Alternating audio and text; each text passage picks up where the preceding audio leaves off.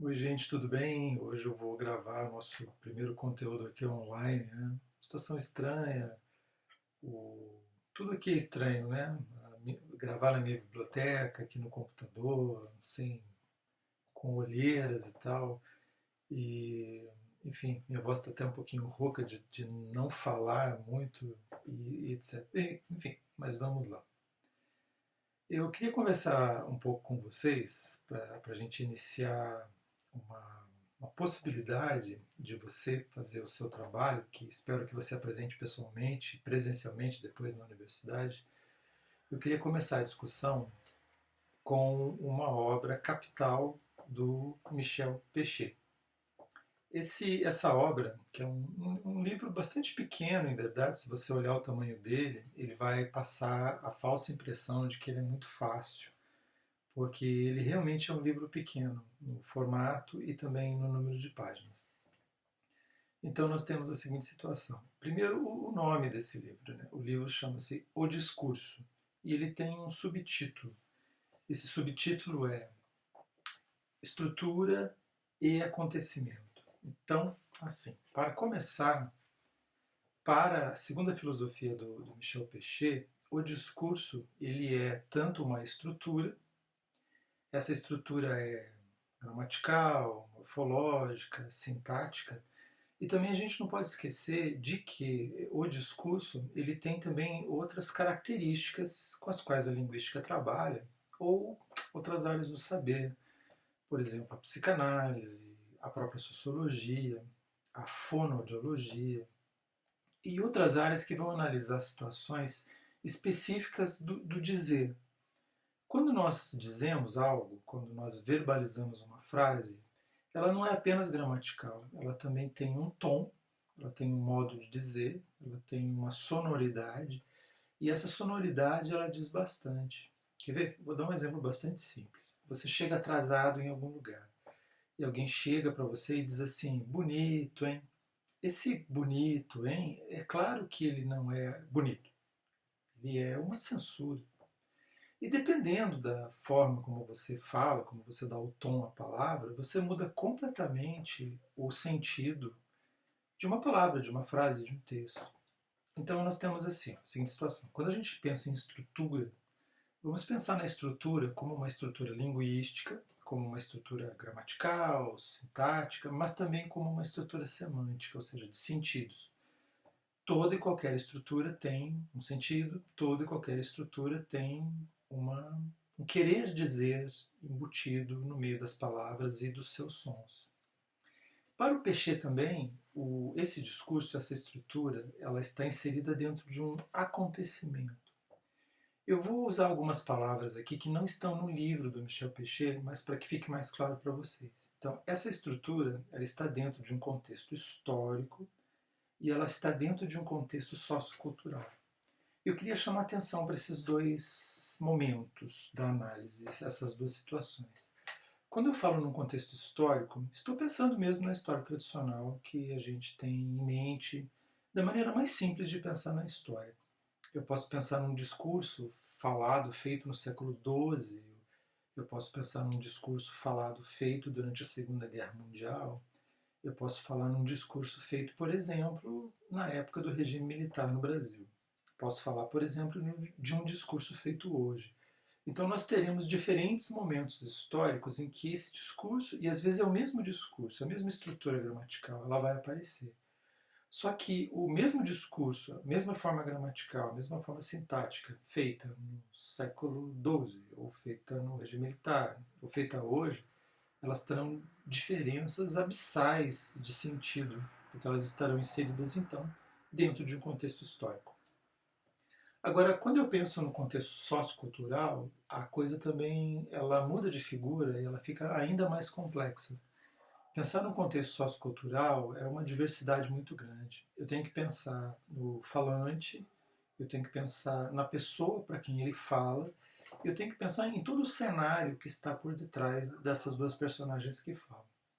Hoje, a linguística ela pensa que o que eu falo, aquilo que eu verbalizo, aquilo que eu escrevo, e há textos que não são só verbalizados e escritos, eles podem ter imagens, né, sons também, pode ter um fundo musical. Os textos, ou o que eu falo, que eu verbalizo, o discurso, na sua forma estrutural, ela só ocorre de um sujeito para o outro. Ela não ocorre de um sujeito sozinho, ele não cria, não inventa exatamente um discurso. E ela também não está na cabeça de quem o ouve e escuta. Ela está justamente nesse trânsito. Talvez o discurso ocorra tanto na cabeça de quem produz, nesse espaço que há entre o falante A e o falante B, desculpe o tempero de gato voando por aqui, então, e também na cabeça de quem ouve, ou no grupo de quem ouve. E eu vou dar um exemplo para vocês, bastante simples, para vocês entenderem como funciona isso segundo o pensamento do Peixe. Vale lembrar assim que aqui existe a leitura do Costa Neto, da leitura do Peixe. Eu não estou querendo mostrar para vocês uma verdade. Eu não sou dono do Peixe, muito pelo contrário, eu não gosto de profissionais que se dizem donos de algum teórico. Mas nós temos uma seguinte situação.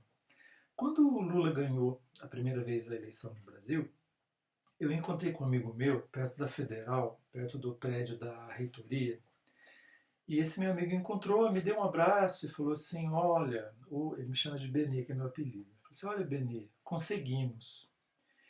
Preste atenção no verbo que o meu amigo usou. Ele usou o verbo conseguimos. O verbo conseguir em português, ele tem um objeto direto, né? Então, quem consegue, consegue alguma coisa. Essa é a forma estrutural do verbo. Essa é a forma, digamos assim, nós falamos assim, você deve se lembrar lá das aulas do seu ensino médio ou antes. Os verbos, eles têm uma regência verbal. Então, o verbo conseguir tem objeto direto. O meu amigo, ele não falou objeto direto. O meu amigo apenas disse assim, olha, Benê, conseguimos. Mas eu sabia o que ele queria dizer. Eu conhecia esse objeto direto. Esse objeto direto não era apenas uma palavra. Esse objeto direto não era apenas uma expressão. Esse objeto direto não era apenas uma coisa que eu poderia visualizar. Era um complexo de coisas. O meu amigo sabia, por exemplo, que eu, na minha juventude, na minha primeira faculdade, quando eu estudei engenharia, eu pertenci. Eu trabalhei numa empresa e eu pertencia ao sindicato dos metalúrgicos. Eu fui ligado a essa. Eu tenho isso no meu histórico. Eu não posso negar. Eu não posso esconder também. E nem quero. E ele sabia, então, que trabalhei numa empresa, que eu fui ligado aos sindicatos metalúrgicos, que eu pertencia aos movimentos estudantis da época. Isso estava nos anos 80, né, faz tempo. Vocês não tinham nascido ainda, ou grande parte de vocês não tinha nascido ainda. E eu participei desses movimentos. Eu também fui filiado a partidos de esquerda da época. Então, e o meu amigo também, ele tem um histórico parecido com o meu. O que o meu amigo queria dizer naquele momento quando ele me deu um abraço? Ele falou, Benê, conseguimos. Conseguimos o quê? Conseguimos chegar ao poder, conseguimos mudar uma estrutura social bastante complexa, conseguimos levar à presidência um trabalhador, um metalúrgico, conseguimos um monte de coisa. Vocês percebem que o objeto direto do verbo conseguir ali era uma complexidade de coisas. Mas preste atenção no que eu vou falar. Eu não estou dizendo que o que o meu amigo disse é verdade, eu não estou dizendo que o que o meu amigo disse era o absoluto, eu não estou dizendo a vocês que nós estávamos certos de acordo com o nosso histórico de luta, de posicionamento político. Eu não estou aqui para fazer isso. Estou dizendo que naquele momento, e entre o meu amigo e eu, entre mim e o meu amigo, havia no verbo conseguir todo um objeto direto que não poderia ser dado apenas por uma palavra. Havia uma elipse ali no que ele me falou. Elipse é uma figura de linguagem que a gente inclusive representa na linguística assim, como a gente representa na matemática mesmo. Eu mesmo, quando preciso desenhar uma elipse, eu desenho um círculo cortado. É exatamente como eu fazia quando eu estudava matemática ou quando eu ensinava matemática. Então, nós vamos ter a seguinte situação. Havia um contexto ali de dois amigos, de dois professores, inclusive, de dois professores com histórico de uma situação, uma determinada situação política, e ali o verbo conseguir tinha um objeto direto. Bom, esse é um exemplo da minha vida, um exemplo bem banal, para que fique claro o texto do Michel Pechet. O Michel Pechet, ele faz o seguinte, ele trabalha com uma situação histórica bastante precisa, bastante específica, que é a chegada do François Mitterrand à presidência da França. Então nós vamos ter a seguinte situação, se não me engano é o ano de 1982. Nós temos assim que chega ao poder da França um presidente que é ligado mais aos partidos de esquerda do que aos de direita, ao centrão. E esse presidente, ele chega pela primeira vez na história da França, à presidência da França, pensamos assim, depois da Segunda Guerra. É o primeiro presidente da esquerda que chega ao poder na França. E qual que é a análise que o Michel Pechet faz disso, desse entendimento? O Michel Pechet, ele pega uma frase que os franceses saíram gritando na rua. Essa frase é uma estrutura assim, bastante pequena e bastante simples, que é on a gagné, em francês. Nós ganhamos, ou simplesmente ganhamos. Preste atenção na análise que o Michel Pechet faz. Michel Pechet faz o seguinte, ele pega o verbo ganhar, que tanto em francês quanto em português ele também precisa de um objeto direto. Quem ganha, ganha alguma coisa. O que os franceses tinham ganho, na verdade? Eram todos os franceses? Não. Da mesma forma que quando meu amigo encontra comigo e diz assim, conseguimos, não eram todos os brasileiros. Na cabeça do meu amigo era eu e ele, e inclusive eu nem concordava muito com ele nessa época. Eu já estava assim, nadando em outros mares. Mas na França, grande parte dos franceses sai à rua gritando on a gagné, ganhamos. Ganhamos o quê? Ganhamos a presidência, ganhamos uma mudança, conseguimos colocar lá o presidente socialista, nós conseguimos passar um momento histórico que durou décadas, nós conseguimos burlar todo um sistema capitalista, neocapitalista, etc., algo que ocorria na França de uma forma bastante diferente do que ocorria na Inglaterra, por exemplo, na Alemanha, por exemplo, que ocorria nos Estados Unidos. E os franceses saíram gritando isso na rua. Mas como não bastasse, os franceses saíram gritando isso na rua com a música da Marselhesa de fundo, que vocês devem conhecer tão bem, que eu não vou cantar aqui porque eu não sei, mas como assim, Allons enfants de la patrie. Né? Vocês devem, se você não conhecer, dê uma olhadinha no hino da França. Então eles saíram cantando na rua, saíram cantando Ganhamos, com aquela música da Marselhesa. Como não bastasse, o Michel Pechet faz uma análise muito bacana que cabe para vários momentos aqui no Brasil, inclusive esse momento pelo qual nós temos passado. Ele comenta o seguinte, que essa frase, ganhamos, ela poderia ser usada em outras situações. Por exemplo, na partida de dois grandes times franceses. Da mesma maneira que nos campeonatos brasileiros, geralmente quando nós chegamos ao fim do campeonato, nós temos lá dois grandes times que vão tentar uma taça, as pessoas vão gritar coisas parecidas na rua, vão se abraçar, e dependendo do time que ganhar, vai haver mais ou menos esse tipo também de manifestação cultural. E não é diferente na França. Seja o Paris Saint-Germain, seja um outro time, quando o time ganha, as pessoas saem também cantando isso na rua. E às vezes usando a Marselhesa, o que é mais curioso. Onde o Pechet quer chegar? O Pechet quer chegar na seguinte situação. Nós usamos as estruturas linguísticas,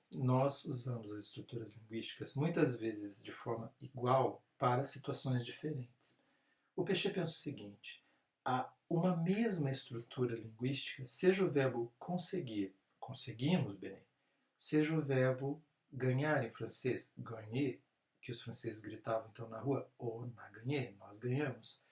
Essas estruturas elas servem mais ou menos para várias situações. Seja a vitória de um time, seja a chegada ao poder de um ex-metalúrgico no Brasil, seja a chegada ao poder na França de um presidente socialista. O Pechet diz o seguinte, que as estruturas linguísticas elas se inflam de sentido dependendo do contexto em que elas estão. Tanto na França quanto no Brasil, a situação ela não é tão simples. Então, pense bem. Na França, gritar na rua ganhamos era bastante significativo e representava a felicidade de um grupo grande de franceses. Mas ela não representava a complexidade política, histórica da França naquele momento. Da mesma maneira, quando meu amigo diz para mim conseguimos, ele também não está pensando na complexidade política pela qual o Brasil passava na época da vitória, da primeira vitória do Lula. E também, hoje, quando a gente fala que o Brasil é polarizado, que o Brasil é dividido entre desse lado aqui, onde está a minha mão esquerda, petistas, e desse lado aqui, onde está a minha mão direita, bolsonaristas, nós não estamos falando da complexidade política do Brasil. Tampouco estamos pensando na complexidade histórica, cultural, de violências simbólicas, físicas, morais, pelas quais nós passamos e que nós vivemos também. Então, nós temos, isso é o Costa que está falando, nós temos discursos redutores. E nós temos discursos que eu chamo Costa Neto, ok? Não é Michel Pechet, de discursos facilitadores das coisas do mundo. Para nós é muito mais fácil pensar numa estrutura simples da língua para mostrar situações muito complexas. E aí reside um perigo muito grande, porque quando nós usamos esses discursos facilitadores, nós não estamos pensando na complexidade que nos cerca. Né? Dê uma olhadinha aqui quantos livros tem atrás de mim, ou há atrás de mim. Então nós temos o seguinte, esse é o primeiro conteúdo, eu vou voltar a falar dele. Eu não consigo passar para vocês nesse momento o texto original do Michel Pechet, peço então que vocês acreditem na minha leitura, mas logo logo espero que a gente fale pessoalmente e eu possa explicar isso melhor. Eu vou mandar para vocês todos os meus canais de contato para que vocês possam falar comigo. A reitoria, entendendo a complexidade desse momento, ela liberou outros canais, inclusive esse do YouTube, para a gente conversar e para a gente se sentir mais próximo, tá bem? Como eu já falei várias vezes na aula, as minhas aulas elas não têm o caráter, elas são ideológicas, porque tudo que eu digo é ideológico, tudo que você diz também. Mas elas não têm a função e nem o objetivo de convencer você de alguma coisa. Eu trago apenas ferramentas para que você possa pensar e para que você possa dividir comigo o seu conhecimento e para que a gente possa chegar a alguma conclusão sobre alguns pontos que são muito complexos, principalmente no direito, no uso das ferramentas do direito e na transformação desse direito num discurso, presta atenção, numa estrutura linguística que está inserida dentro de um contexto. E esse contexto, gente, ele é muito complexo. E se a gente não parar para pensar nele, a gente sempre vai usar estruturas facilitadoras do discurso, tá bom? Eu fico por aqui hoje, um prazer estar com vocês. Pena que não seja de forma, né, mais próxima, para a gente ter um contato aí mais, né, melhor. Mas falamos na sequência, fico por aqui. Abraço a todos.